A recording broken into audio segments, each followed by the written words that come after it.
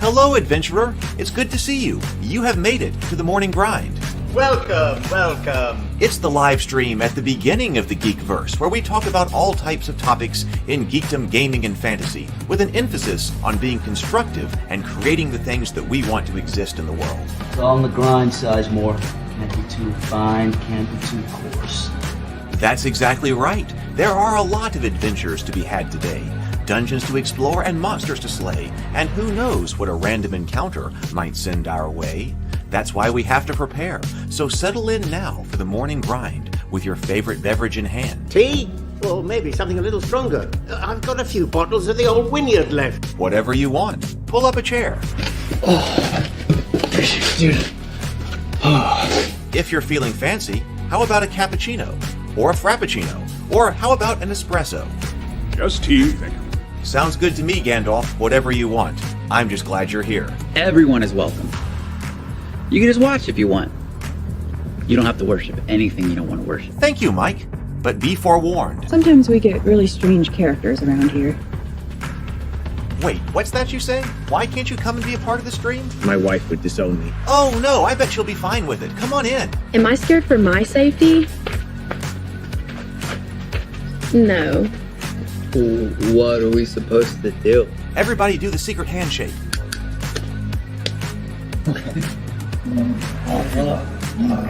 Secret cultist handshake. Oh, now do wizards who love each other. Yeah. This, my friend, is a science. I still don't have gifts, but it's fine. It's all on the grind, son. Can't be too fine, can't be too coarse. Dude, this would be a sick place to bring the band. Indeed it would be, Dave. It really would. I'm seeing more people coming in. Welcome. Glad to have you here. Oh, look, here's someone new. Is this the cultist meetup? Yes it is. Come to hang out? Please accept me.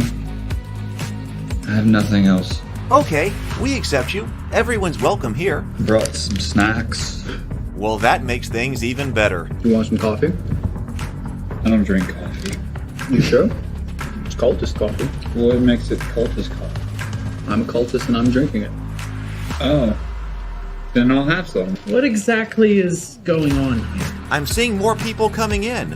Welcome. It's so great to have you. Oh, and look, here comes another stranger. Can we help you?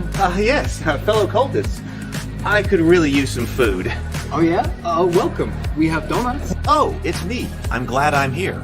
I'm sure you have a few questions for me, though. What's your name? Who do you work for? What god do you worship? Great questions, Rob.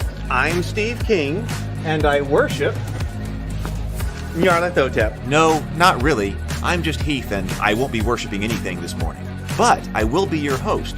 Welcome to the office. We're going to have a great time. I've got my coffee ready, because now it's time for the morning grind. If you could become a fish, that would be amazing.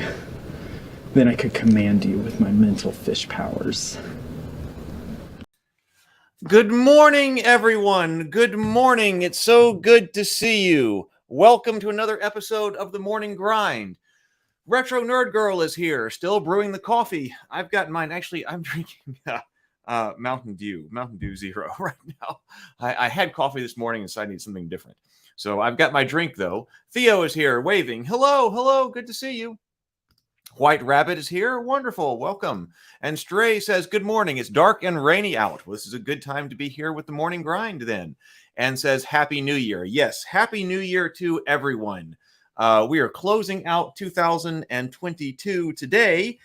I hope everyone has great plans for New Year's tonight. And then we will be in 2023. And we're going to make it a big 2023. This is lots of great things happening. I've been talking to so many people. Didn't have great 2022s, but looks like all the energy is going in the right direction for a fantastic 2023. And Mike is here. Good morning. Good morning, Mike, and Happy New Year. So, all right. Today, our topic is going to be the EZd6 system. I thought this would be a good one. We've got so many different RPGs to look at. This one came up when we were talking about the ability to get some type of bonus for rolling low and something like that, and that's called the karma system, and it was in here. And this is made by DM Scotty, and I tagged him on Twitter, and of course he's got a YouTube channel called the DM's Craft, and I subscribe to that, and I recommend you do as well. So I'm really interested in checking this one out because I was working on Faded Edge this morning. I was writing. One of the things I've got to do, add to my list of things to do, is to write every day and actually be getting words down on paper every day, because I have so many things that actually require writing. And that and one of those things is the Faded Edge core rules, so that I can work on other dedicated RPGs for Theophany or Rabavania. So I want to kind of make sure that we're hitting over the next few days the RPGs that we want to look at as far as their mechanics go that most pertain to that goal. I realized that what I should have been doing is taking notes, because we've gone over all these RPGs. And so I said, you know, what exactly did I think was important from each one of those RPGs that we looked at?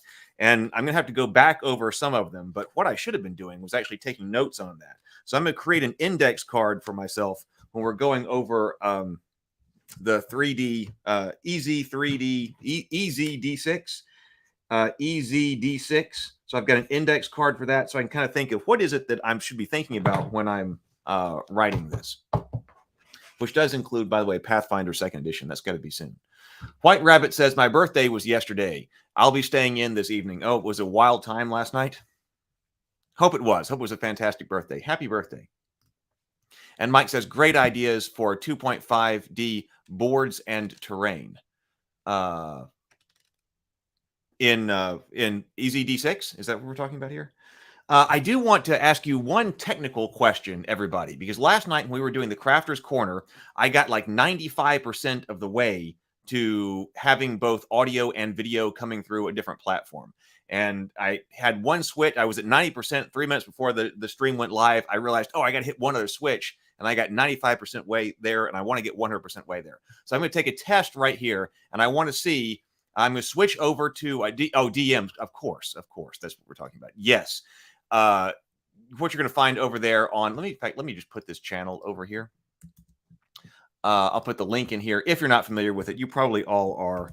DM Craft, lots of stuff about making terrain over there for the table. So that's where you can find it right there. And also, let me go ahead and drop, before I do that, let me drop the invite link to the Ravenkeep Discord server. So copy that.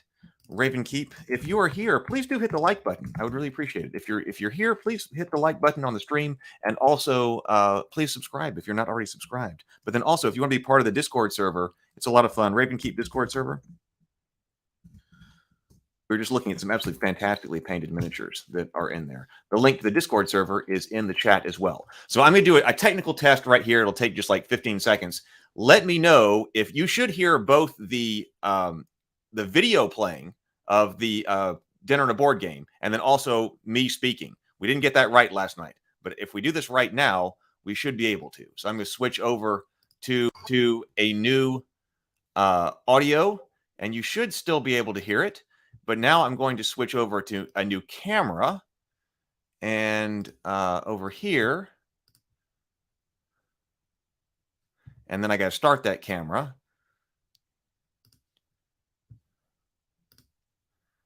And start. So there we go. So that's up. Let me take this down. Oh, White Rabbit says, I've been considering picking up the EZd6. So I think this would be a good time. I think a lot of people are interested in looking at it. So let me make sure. Okay, now. I like the sound of honey. So there's that playing. I want one of the so if everything is going right, we've got circular. Now, you should both be seeing me, hearing me, and seeing and hearing dinner and a board game up there in the corner. Oh I can get the mix level, the audio mix level right later. But what I'm most concerned about is, can you hear both of these things at this time? But they if you look can, like little it means that I'm planets. well on my Right way there. to actually sorting out all this. They got little. If you can hear me and the show, hit supposed one. to, like the surface area, because you put in a bunch of different ice cubes and things like that. The surface area. This This is the ideal surface and the show. area. Thumbs up. It'll cool it quicker. and then Interesting. because it holds. So let's put. Oh yeah. So yeah, hearing me over. Okay. Yes. Okay. Excellent. Okay. Excellent. Wonderful. Which Thank you. like to try? So we've got both. I wanna There try might be a that. little bit of a delay Oh, wait. between my audio Well, and the video. regular and then this. But yeah. Okay. So excellent. Excellent. All right. I like it. So major technological hurdle overcome. This is all more complicated. Here you go. than it should You be. take All right, it. let me I'm change so back to glad the it is, please. standard way.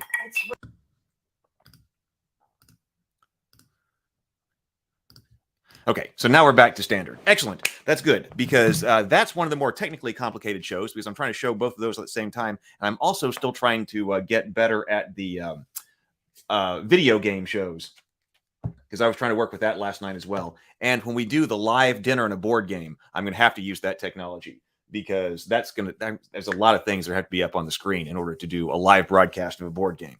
So, all right. Oh, technical hurdles overcome. All right. Well, then let me pull up.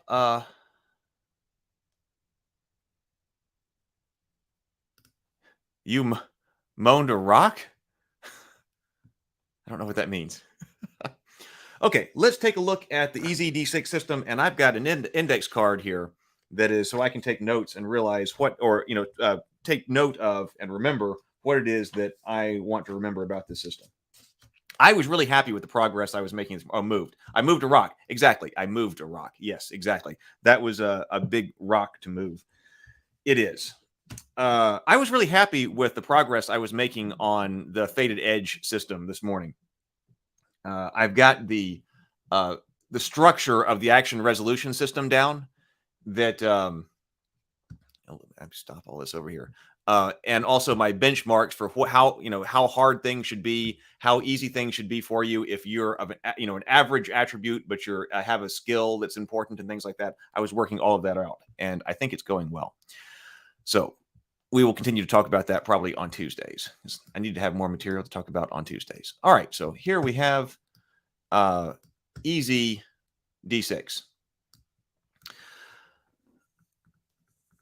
So Runehammer Games presents EZd6, written and game designed by DM Scotty McFarland. So let's try to take a look at the introduction and what he's trying to do here, kind of his game philosophy. And then there should be, let's see if we got rules reference sheet, monster selector. Is there not like a PC sheet? There probably is. NPC creator.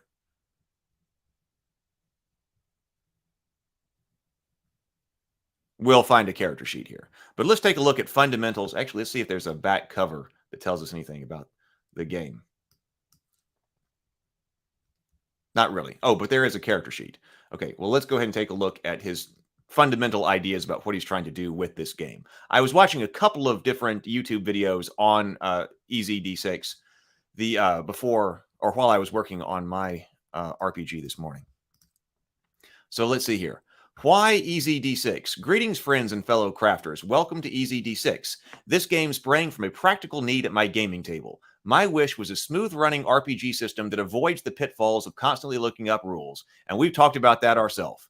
That the time spent in the rule book isn't time spent playing. And that's part of the reasons why I have tended to prefer, and it seems like a lot of people tend to prefer here who have been watching here, unified action resolution mechanics. So you always know exactly how you play the game. And that's kind of been what we've been trying to focus on studying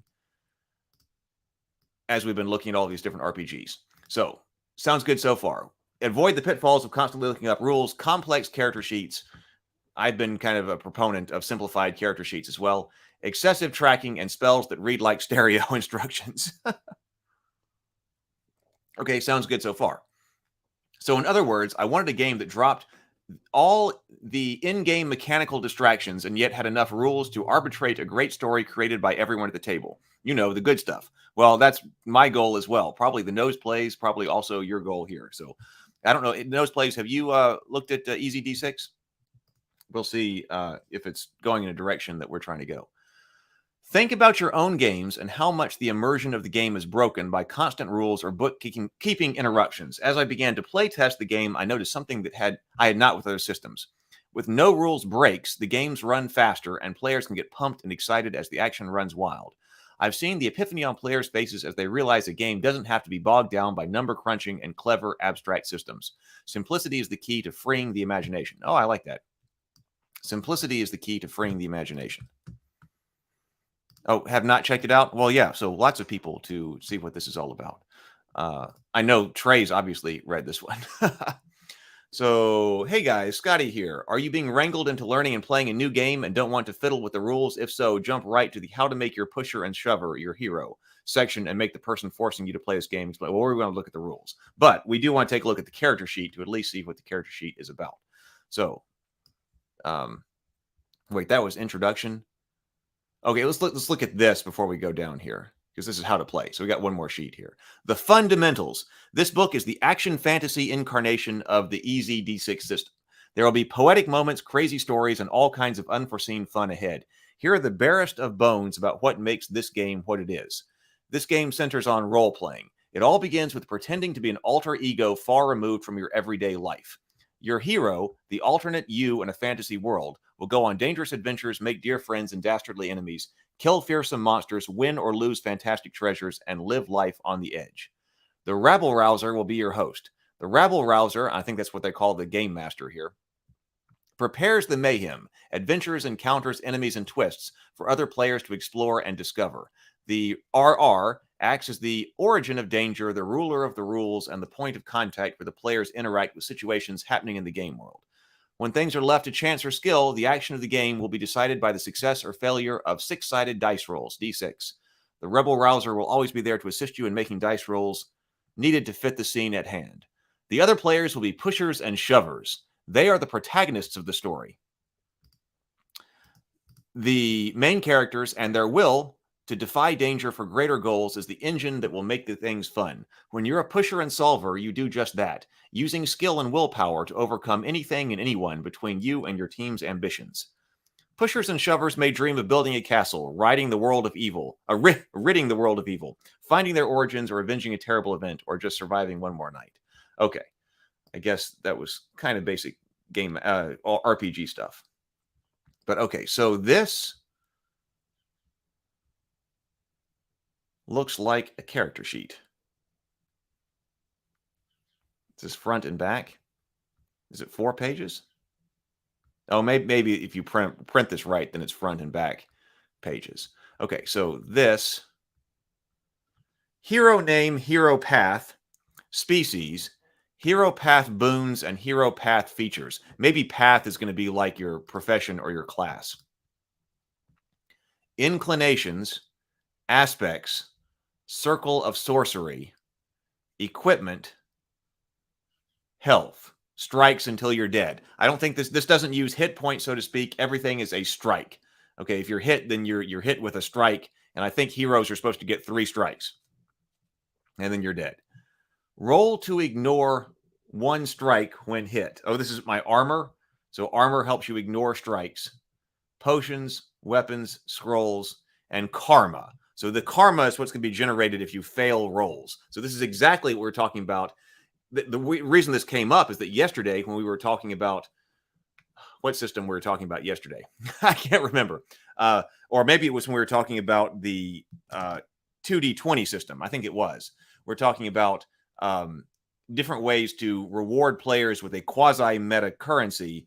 And rather than saying, hey, when you do well, because 2D20 was saying, if you do well, if you do better than you need to, then you generate momentum, and that keeps things going.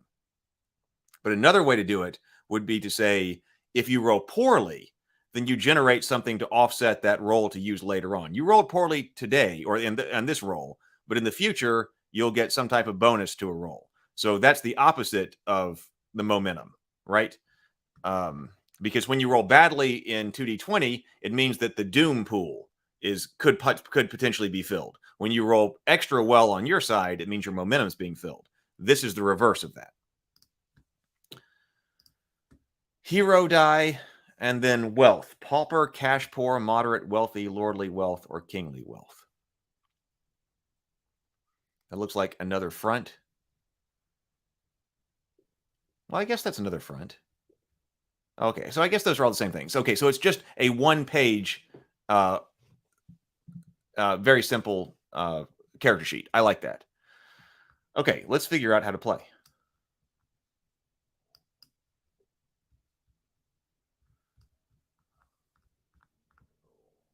introduction, how to play. All right.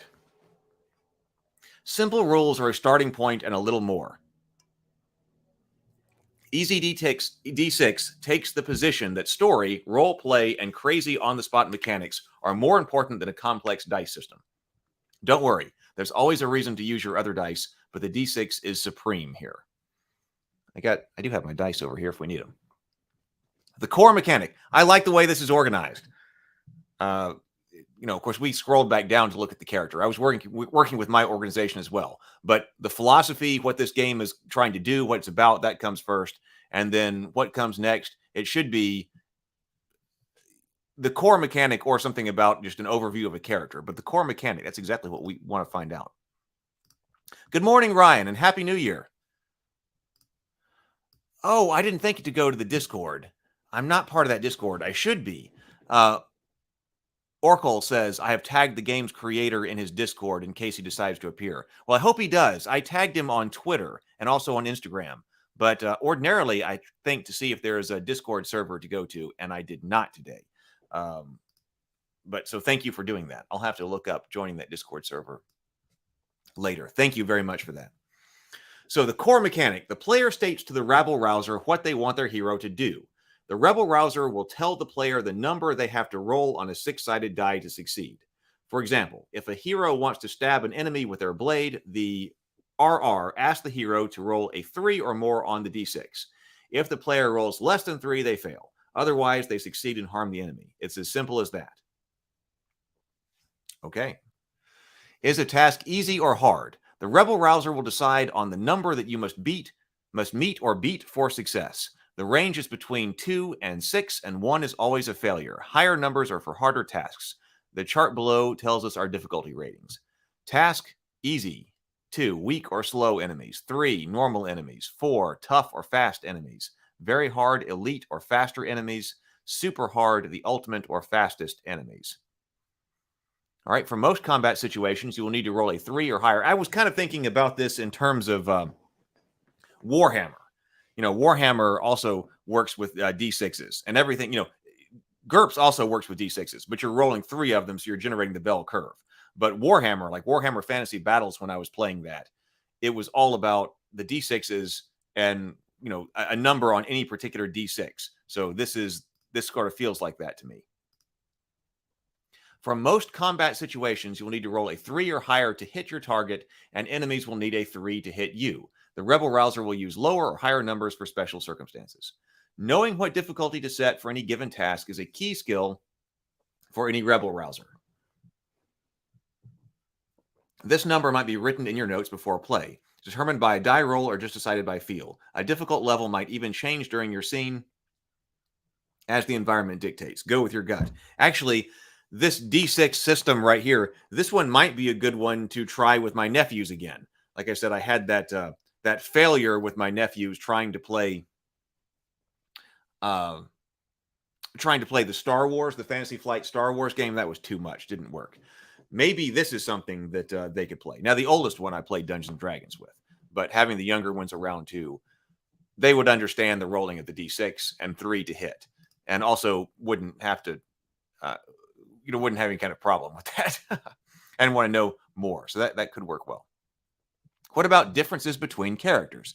In many game systems, you build heroes with attributes and skills represented by numbers. These systems slow down play because you often need to reference the numbers on your hero sheet and add them to your dice rolls. In EZd6, the stats are replaced by a simple mechanic called a boon. Okay, so we saw boons on the character sheet. How to play. Training is a boon. The EZd6 system easily addresses differences in heroes by simply applying an additional die to a roll, or boon, to tasks where the hero may have specific training. So when rolling for a trained task, roll 2 dice instead of 1 and keep the highest result. This little difference lets players train in all kinds of things to double their chances of success. Rolling to beat a 5, it's a lot easier with 2 dice than 1. So here, we got Roderick here. I am Roderick, the coolest hero ever. Thanks to a long, storied career as an adventurer and an all-around great guy, I am proficient with every weapon known to man. I always roll 2d6 when attacking, even when using spoons. An exceptionally hard task may incur a bane. Most of the time, the difficulty scale is accurate, but sometimes an action is so problematic that it requires a bane. Things like fighting in total darkness or doing another task while on fire count as a bane. In this case, the hindered hero rolls 2 dice instead of 1 and keeps the lower result. If skilled but affected by a bane, the hero goes back to only rolling 1. Skill cancels out the bane.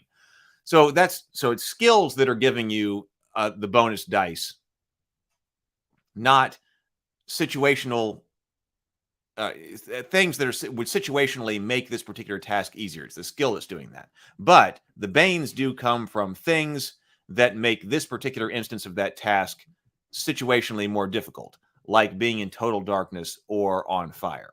And I've kind of been thinking about that myself, where, okay, a task, the obstacle, has a static difficulty. That's set. That's its difficulty. But there may be reasons why this particular, like climbing a castle wall, that has some type of difficulty that's going to stay the same unless something intrinsic changes about that castle wall. But during the game. But in any particular instance where you are trying to climb the castle wall, it may be more difficult, and that's what incurs the penalty. So, like if you're all of a sudden trying to climb it in total darkness or when it's pouring rain, that doesn't change the difficulty of climbing the intrinsic difficulty of climbing the castle wall, but it changes the particular difficulty of this time you're trying to climb the castle wall. Oracle says, Scotty, the creator, has run apocalyptic killer teddy bear sessions using this system and is very easy to customize. Well, I might have to check that out. Apocalyptic killer teddy bear sessions. Sounds like fun. So wait a minute. You want me to roll super hard, a 6 on 2d6? The odds are looking dire for Roderick. What do you mean on fire? Still. So I'm only 1 die. I need to roll a 6 or I'm Rod Kabarb. Here goes. Can I help a fellow adventurer with a task?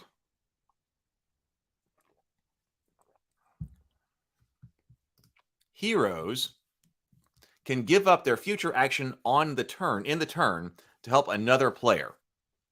The player rolls a die and treats it like a boon rolled on the check. For example, a conjurer with magical mystery boon gets to roll 2d6 when trying to decipher a scroll of lore. So a player assisting the conjurer has the aspect of training with the scribe. The RR rules that the aspect fits with the task and would allow the scribe to also roll a die. 3 dice have been rolled for the check, and the final number will be the highest of the 3. Since the scribe helped the conjurer this turn, remember the scribe loses their action this turn. So we're just adding a die.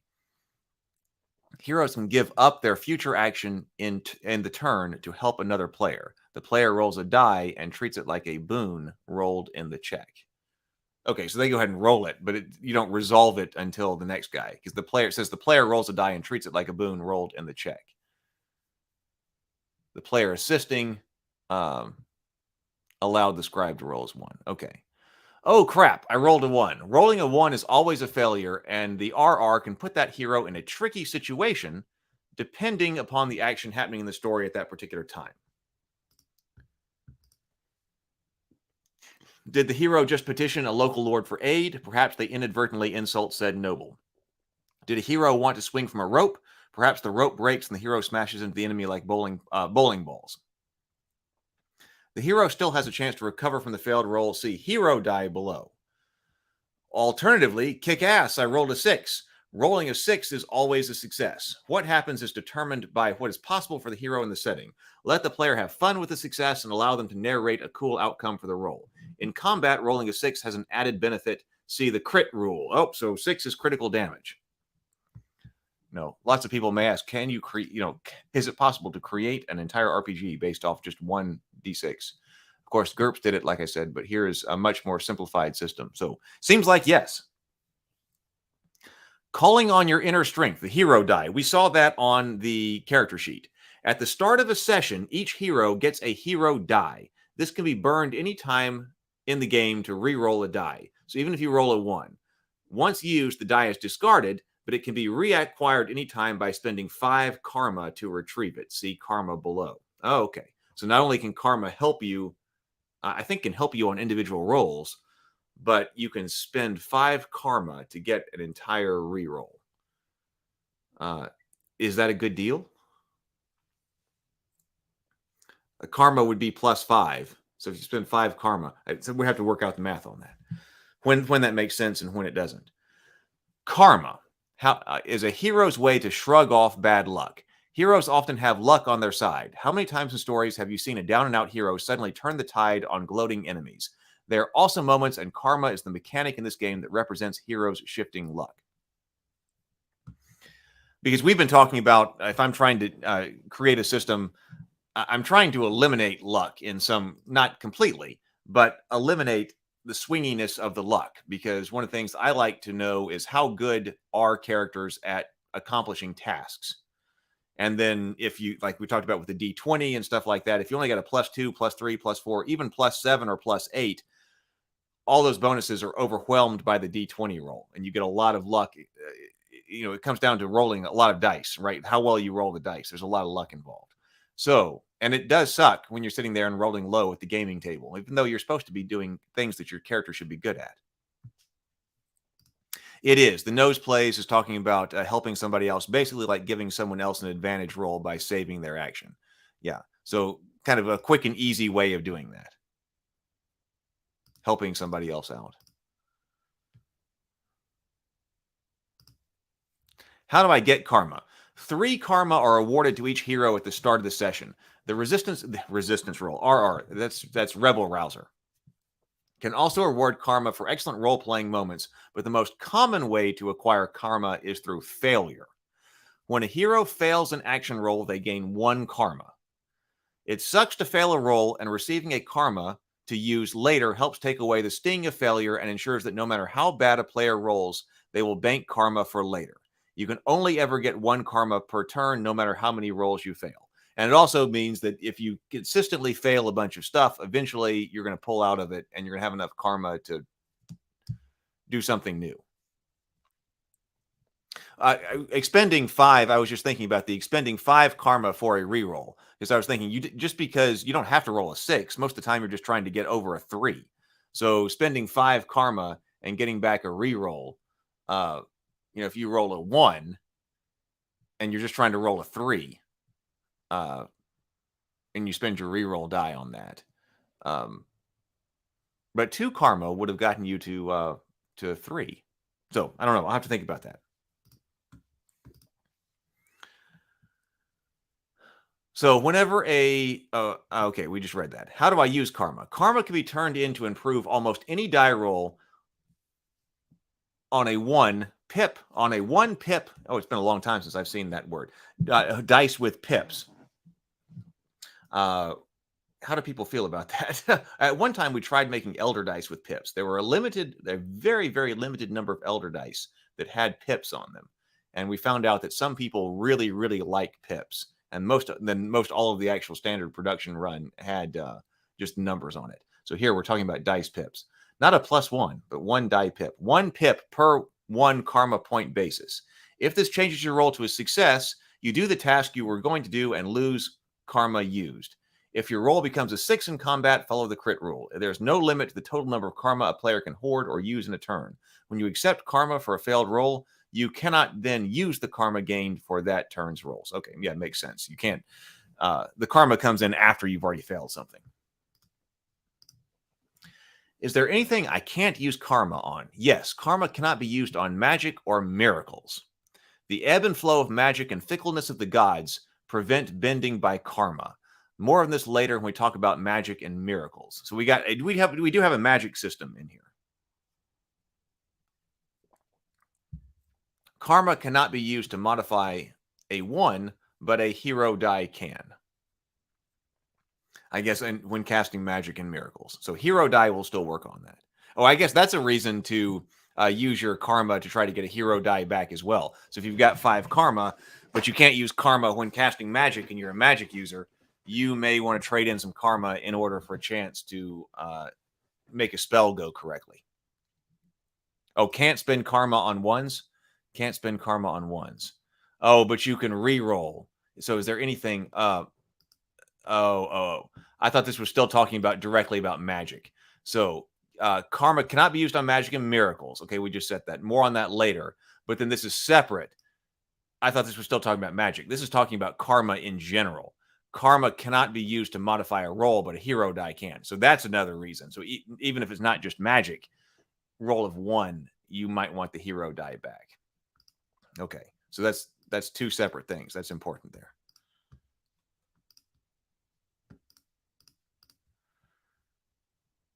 How do we track time? There are 2 states of gameplay, narrative time and action time. Narrative time has a loose time structure and can represent anything from minutes to days, sure.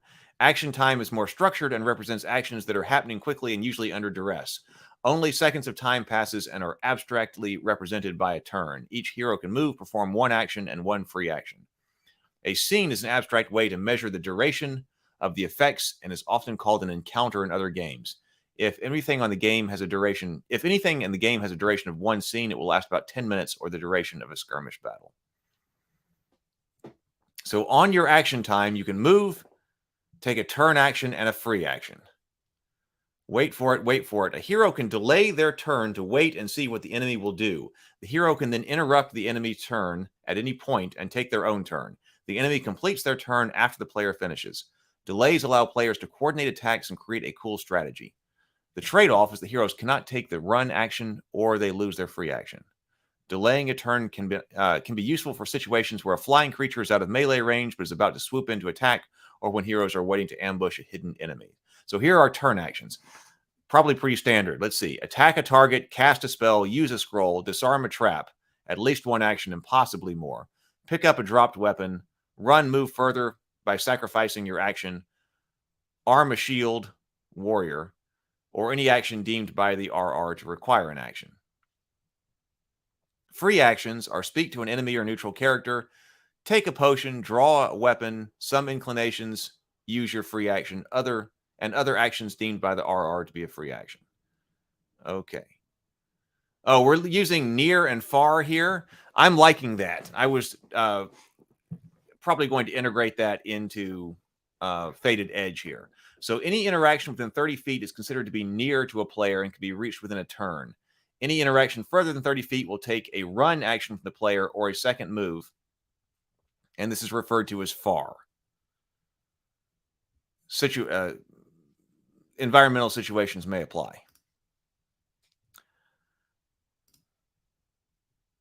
Yeah, I think it says you can't spend on the roll of a 1. Yeah, that's when, yeah. I thought that was still just applying to magic. But, yeah, so if that's universal, that's important. The nose place. That's why you spend 5 for a hero die. Because if you're dropping 1s, then your karma won't help you. So if you're specifically doing very bad, rolling a lot of them, yeah, you want that back. So now I got it. And also the magic thing. So no use on 1s or on magic. So unless the heroes are surprised by the enemy, all the heroes take their turns first, and then the enemies go. So simplified initiative here. Heroes can go in any order. Make sure everyone gets a turn, and then the RR gets a turn by moving and attacking with all enemies. Do I have 10,000 hit points? Okay, no. Having lots of health points adds too much fussy math. For most characters, it will be 3 strikes and you're out, but having to take those strikes is another matter. Enemies can take more or fewer strikes depending on factors in the enemy and monster section. Hey, that reminds me of Zelda. Zelda has 3 hearts. I like tokens. I like cards and I like tokens. This might be a good game to use the physical tokens for manipulation with. So I think if everybody's got 3 strikes, I think I would hand out like 3 meeple hearts to everybody. That would be fun. So if you lose a strike, I think Zelda lost in the original Zelda anyway, lost hearts by half hearts. So you're not losing half hearts here. So I guess he had 6 strikes. But in this case, the hearts would give us 3 strikes. That's how I would do it. How to recover lost strikes. Magic and special abilities can help heroes heal strikes. However, you can also recover 1 strike naturally by eating a meal and resting for the night. How much damage will my weapons do? 1 hit, 1 strike. No complicated damage math here. So, for example, whether you are hit by a club, a greatsword, or a dagger, you take 1 strike off your total. Giant weapons and siege weapons like ballistae inflict 2 strikes. but each strike can be saved separately. So it's possible to get hit by a large weapon, make 1 armor save, and still take 1 strike of damage. Even armor saves sound a lot like Warhammer Fantasy Battles. The crit rule. Rolling a 6 in combat is a crit and has the potential to cause more strikes of damage. Continue rolling 1 die for every consecutive 6 rolled. Inflict another strike. This is called confirming the crit. Oh, so continue rolling 1 die for every consecutive crit. Crits can also be used to boost rolls to 6. Karma can also be used to boost rolls to 6. Keep rolling either until you do not roll a 6 or run out of karma. With enough luck or karma, you could kill anything. Beware, enemies can also inflict crits. So the 6 has potential to cause more damage. You've got to roll another 6 right after that in order to do this. But you can use karma, so if you roll a 4 or 5, that's probably when a lot of people want to spend it. I crit multiple times, but killed my enemy with the first strike. Do I lose the crit? Confirmed crits permit unused strikes to be carried over to nearby targets. Oh, so if you're trying to go through a bunch of things, it's like a roundhouse attack. Yeah, so if you're a melee fighter, only opponents next to you can be hit. If you're ranged, you can choose targets within sight. That's kind of like a momentum thing right there, too, isn't it? So that's the success. Overkill gets to be carried over into more success. Now, what do people think about this? Would you try it out? I would try it out, for sure.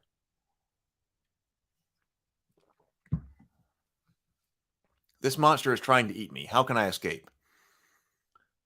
We've got rolls for contests here. The RR and the hero roll against each other, and the higher roll wins the contest. A tied results mean both parties are still struggling. In most actions, you can use a karma on this roll. Attempting any other action while in a contest will incur a bane. So, armor save. Again, like Warhammer Fantasy Battles. Rolled lots of armor saves in my day. Armor allows heroes to make an armor save after each strike they take. A successful roll avoids 1 strike. The hero who was hit takes the strike from any armor save they fail. If you're hit multiple strikes of damage, like a crit, you get to make the roll for each strike point. Villains and enemies do not normally have a save roll feature. Remember that karma can be used to boost saves as well. Some events can happen that armor will not protect you from. In these cases, make a miraculous save roll instead of an armor save roll. Events such as falling, fire, poison, or crushing rocks require a miraculous save roll and will inflict 1 strike for every failed roll. Caught in certain death situations. Some dramatic events may cause catastrophic damage to a character and kill a hero outright, such as massive cave-in or large explosion. Heroes get a miraculous save roll instead of an armor save, but only survive with 1 strike remaining, even if they make the roll. Role play how you avoided certain death. Once again, remember that karma can be used to boost save rolls. Rules for spell casting, and miracles. Magic and miracles are unlike other actions. Casting magic or calling miracles is a mini-game that has different rules in another section. This not only gives magic and miracles a different feel, it keeps magic unpredictable and dangerous and makes miracles hard to call upon. So, preparing a spell. The conjurer explains what spell they are casting to the RR. The RR then decides if the spell is targeted against the creatures, an effect, or a beneficial spell with friendly targets. This exchange will help the RR decide on how many resistance dice to roll. Most enemies and heroes resist spells, so we're going to have to make a resistance roll here. So we're not rolling to cast the spell, we're rolling a resistance. Let's see. So most enemies and heroes resist spells with a 1d6 roll, whereas others have a higher magical resistance and will roll more dice. Spells targeted against the environment instead of an enemy generally roll 1d6, but may roll more. Okay, so when a conjurer casts a spell, they must decide the power level. 1 to 3, so 1 to 3 d6s they want to use. This means the conjurer has to choose whether to roll 1, 2, or 3 dice. Well, this is the conjurer rolling dice here. The caster must equal or beat the resistance number of the highest resistance die roll of the targets. Oh, so actually we're doing both. We're doing like an active defense here. So the caster must equal or beat the resistance number of the highest resistance die roll of the targets. on one of the power dice rolled. So the resistance is going to roll 1d6 or more and come up with a target number, and then the caster has to equal or beat that number with at least one die. The resistance die will always be rolled and revealed first before the conjurer decides on the power level. Okay. If the highest resistance number ends up as a 1, the conjurer automatically casts the spell. If the highest resistance number, the resistance is 1, okay, success is automatic. So that means if they do roll a 1, I suppose you're going to have a limited number of power points or power levels here that you're going to have access to. So if they roll a 1, no sense in using all 3. The highest die roll in the power level must equal to or beat the resistance roll. Okay. A PL of 6 will beat a 6 rolled by the RR on a resistance roll. The potential problem is that if any of the power level dice are rolled 1. If so, the spell automatically fails unless the conjurer takes spell burn. So that's a reason to not power up your spell, because you're increasing the roll of 1. And if you roll any 1, your spell automatically fails. So there is a way for your spell to both automatically fail and automatically succeed. So it automatically succeeds if the resistance roll is a 1. It automatically fails if you roll any kind of 1. At least that's 1 on both sides. It's the 1 is the bad idea for this game, or in this exchange. So rolling 1 or more power level dice has a greater chance of equal to or beating the resistance roll, but also gives you a better chance to roll a 1. If the resistance number you need to equal to or beat is low, consider rolling 1 or 2 dice instead of 3. So manipulating the mystical energies is difficult and can be outright dangerous. A roll of 1 when casting a spell means the energies do not manifest, but a conjurer may want to sacrifice life force to continue to cast the spell. A spell may still be cast by the conjurer taking a strike of damage for each 1 rolled. Otherwise, the spell fails. Karma cannot be used to boost power level rolls or resistance rolls, but hero die can be used to re-roll any single power die, including a 1. So you can use the hero die on a 1.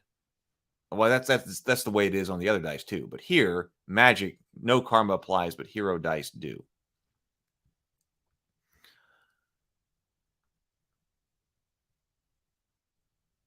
All right, let's see. Lots of stuff on magic. Do we have information on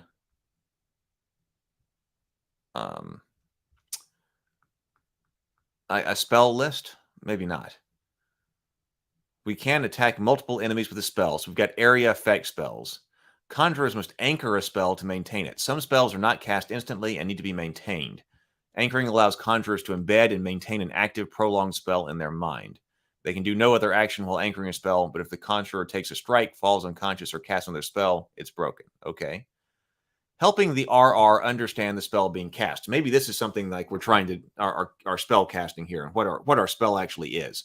Most attack spells are pretty straightforward. The conjurer announces a spell and targets. The RR rolls resistance dice and informs the conjurer of the number they need for success. The conjurer decides on power level and whether to take spell burn if it fails.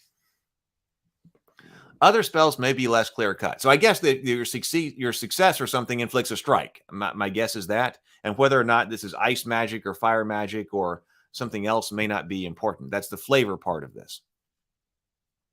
Let's see what Mike has to say. Mike Hansford says, one deck dungeon has some similar mechanics and uses markers to track life. Abilities are based on the cards you choose as you progress. Maybe something to look at later. Uses colored D6s. It may be. Let me make note of that right here. Check out One Deck Dungeon. All right, that is on the morning grind list. I haven't heard of that one. So other spells might be less clear cut. This is where arbitration with the RR comes in. After you make the case for your spell, your RR will decide on the validity of the spell and the number of resistance dice you must beat to cast it. Remember that the RR has the final word on spell casting. If you decide the spell would be too hard to cast, you can always switch up to another spell. See, this is what does make spell casting difficult in all kinds of games. So maybe we don't have a list of the exact spells that you can cast here. because even though, or unlike with strength or dexterity or jumping across a pit or trying to lift a gate or something like that, we all have some kind of intuitive understanding about how hard that might be. We really have no idea how hard different kinds of spells would be, what's easy and what's hard, because that is so setting dependent. That's a setting dependent thing. We don't have a common reference for casting spells because we don't do that in mundane life here. But if we're role playing another world, we got to know how magic works in that world. So it's magic is always highly setting specific. Creating your own spells on the fly is fun, but will take up time at the table. Be careful not to make your spell too complicated and difficult to explain. If the process is bogging down the game, consider using a simpler spell. So scrolls can be found that have specific spells on them. Oh, we do have a scroll list on page 88, so that might give us a list of potential spell ideas. Once used, the scroll burns up and cannot be used again. The scroll is cast at a preset power level. 2d6 and 1s are re-rolled. Oh, so that's interesting. So scrolls are a good way to cast a spell. Always 2d6, 1s re-rolled. Conjurers, head wizards, and skalds use scrolls. Potions are effortless to ingest, but scrolls require the reading of magic language. Additionally, quaffing a potion is a free action, but using a scroll is your turn. So now this is like cleric magic, I suppose. Devout incantation. We were looking at the new rules for asking a divine favor of your god in the new 5th edition playtest stuff. You can ask a favor of your divine patron, but the likelihood the deity will intervene is small. Roll up to 3d6 is like a conjurer, but instead of power level, the roll represents the urgency of your prayer. The hero must equal to or beat the aloofness roll of their deity to petition a miracle. The RR will determine the number of aloofness dice for the request. For example, resurrecting a fallen friend would be 66 difficulty, while a speak to the dead would be 3d6. Hopefully there's another table that tells us more about these kinds of miracles and what their difficulty would be. But I guess that's at least some benchmark. Speak to the dead is 3d6. What about a healing spell? What if you're the cleric and you want to heal? Miracles can only be asked for once per situation, and since the gods can be arrogant, no karma may be used. So here's another thing that karma doesn't work on. Miracles cannot be used to harm another being or to cause damage. Don't forget the hero die can be used to re-roll any single prayer die. Rolling a 1 automatically ends your chance of a miracle. However, like spell burn for conjurers, offerings may be made to a deity by heroes with a devout inclination. May be made by heroes with the devout inclination will receive a blessing to re-roll all the dice for their prayer once per day. RR determines whether the offering they are making is sufficient. Miracles will rarely happen. Only one miracle per scene or situation, and will ignore any requests that break this rule. So we do have wealth levels here. So I've been going back and forth on this too. Like, lots of people like tracking individual coins. And that was one of the reasons that Lou was saying that his kids wanted to go from Fate over to Dungeons and Dragons because they really wanted to be able to track loot and how many gold coins they have and all of that more directly, whereas Fate is more abstract. So here we have wealth levels as well. I'm not sure how I'm going to handle that. We're going to have to see. So, wealth levels. Characters in fiction never track money, but give clues about being always broke or deciding what to do with a hoard uncovered in one. These choices make the game interesting, but in mechanical terms, slow the game down and turn it into a bean-counting headache. A much simpler system is to turn all that tracking into a level of wealth the heroes have access to. There's no hard or fast rules for this. Rather, let the story dictate the level of wealth. For instance, a hero uncovers a vast treasure hoard, giving them kingly wealth. Hearing of this, a dragon raids their stash and steals the treasure. Now they're cash poor. So our wealth levels are pauper, can barely scrounge enough cash for food, and may have to go without meals. Cash poor, can afford food and simple clothing, but little else. Moderate, can buy most gear, armor, weapons, and rented accommodations. Wealthy, can easily afford transport like horses and wagons, as well as permanent accommodations and retain a small staff. Lordly wealth, can afford to own ships or other transport and a cohort of retainers. Or kingly wealth, money is no issue unless creating a massive project. Oh, and now we're getting into character creation. So I guess that's it. I mean, we can look at character creation. Oh, well, we got a few more minutes. Let's just see what that was as far as the path goes. So in order to create an adventurer, choose your hero path. This will be your role in the party. Choose from warrior, warden, delver, brute, rascal, friar, conjurer, beastmaster, or skald. Choose a species. The classic fantasy species are represented and give your hero some extra abilities. Choose inclinations. 3 for humans, 2 for other species. Useful abilities and powers to further define your ability. And then aspects created by you to round out your hero concept or create them during gameplay. If a conjurer, choose a circle of sorcery. Your circle your circle you choose is important and defines the type of spellcaster you want to play. And then choose your equipment. Your selection of weapons is chosen by you, not for you, by you. Clear your choice with the RR. Roll for the Rebel Rouser, and they will tell you what gear you start with, as well as potions or scrolls if you begin with any. Starting armor is determined by your hero path in step 1. Don't be fooled by the simplicity of the hero paths ahead. Although there are several of them, so that helps at 1, 2, 3, 4, 5, 6, 7, 8. Now we got 9 different potential hero paths, so that's quite a few. BGD is here. Says, greetings. Better late than never to investigate this cool system. I was up at 4:30 a.m. playing my last online game of the year. Oh, well, if you're up till 4 a.m., I'm not sure. Yeah, that's congratulations for getting here for any of this. And I hope you had fun in the last game of the year. But that is a lot of hero paths. I was expecting less, I think, with this system. I was expecting it might go with like the classic 3. Like the warrior, the mage, and the specialist or something like that. But that's a lot.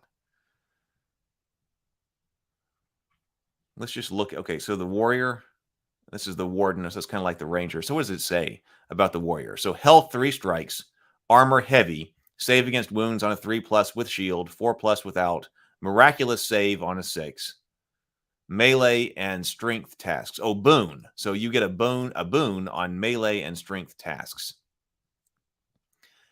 Shield sacrifice. As a free action, once per scene, you can deflect all attack damage from yourself or a close ally for this round, but your shield breaks and is destroyed. This maneuver can be activated after the armor has been inflicted. Your armor save then goes from 3 to +4. You can avoid the break by spending 5 karma. Brutal strikes. You are a master of 2-handed weapons. You crit on a 5 and 6 instead of just a 6. No shield. Dual weapons. You are deadly when using tool weapons. Am I supposed to choose one of these? I might be supposed to choose one of these. Maybe these are maybe these are inclinations. Are these inclinations here? Dual weapons. You are deadly when using 2 weapons. You have an extra boon when fighting with dual weapons, so you roll 3d6 to attack and take the highest die. No shield. So that sounds like maybe I'm not supposed to have all 3 of those. Oh, BGD is scheduled to play some EZd6 in 2023. So it does also seem like this one has a lot of interest. So this one, an index card RPG, seem to have had a lot of interest around here in the Geekverse. So Pathfinder, so Warden right here. 3 strikes, armor, medium, miraculous save, 6 again, ranged weapons, and wilderness tasks get them a boon. Trail Finder, you can follow traces left by passing creatures, and Forager. You can sustain yourself outdoors. So is everything miraculous save 6? Delver, medium. What is that? Brute, miraculous save 6. Light armor. Rascal, miraculous save 6. Save against wounds on a 6, but roll 2 dice and use the higher. Roll the same for miraculous saves. Okay, so they're a little bit easier to do miraculous saves. Here's the Conjurer. Looks like all of them are. No, I was about to say that. Here's Friar. Friar has miraculous save of 5+. I guess it's like our cleric. The Skald, miraculous save 5+ again. Beastmaster. So there's quite a bunch of a lot of stuff in here. That's 9 different character types to play. So that's a lot. All right. I've got to go. I've got to think about. I didn't write down notes about the kinds of things that I liked about this. I'll have to think about this as I a little while later, go back over and try to write notes when I'm working on the RPG. Today, I've got to go because I'm going to have to go here because I am going to a New Year's Eve party tonight. So I've got some work I've got to do, clean up around the house. Oh, the Brute, the White Rabbit. Oh, I missed that. The Brute has 5 strikes. Yep. So there's another difference. So health, Brute has 5 strikes. That's like our Barbarian. Okay, that's good to know. I kind of want to try it. Oh, hi. Hello, the DM's Craft is here. So it looks like DM Scotty is here. Thank you so much for coming by. We were just actually wrapping up. We tend to go for about an hour here. But yes, I hope everybody has a wonderful day and a happy new year. I've got to pack up Hero Quest and everything like that so I can get to my party. I'm still going to try to shoot some Dungeons and Dragons related videos for you today. So I'm looking at my big rocks here, and I've got some emails to send out to still some other gaming companies and stuff. So, I've been painting up. I did just finish my Hero Quest miniatures. Here, I'll show them to you right here. I got 2 different Yetis. And so I painted up some bluer looking Yetis. I was trying out the speed paint. So I got all these done so that tonight on our gaming table for Hero Quest, we will have painted up Hero Quest miniatures. These didn't really come out, I think, the best miniatures that I've ever painted, but I was experimenting with speed paints, and so learned a lot about using them, and I think I made some bad color choices on some of them. So on the whole, though, I like speed paints. I'm looking forward to painting up another box. All right, well, everybody, go and be productive, but also enjoy yourself. It is the day off, so no live stream tonight because I'll be at the party. Typically, we take Saturday night off the live streams anyway, so no live stream tonight. I'll be at the party anyway for New Year's Eve. I'm not sure if I'll be live streaming tomorrow morning or not. I guess it depends on how late I am at the New Year's Eve party. We will just have to see. But then tomorrow night, I do want to stream on New Year's Day. So tomorrow night, we will probably do another Crafter's Corner and be working on some stuff and try to start the year off with exactly what the DM's Craft, DM Scotty is talking about, making stuff for the gaming table for the new year. So whether it's painting up miniatures or terrain or whatever, that's how we'll start the new year. So Happy New Year, everybody. Happy New Year. I will see you around online and see you tomorrow.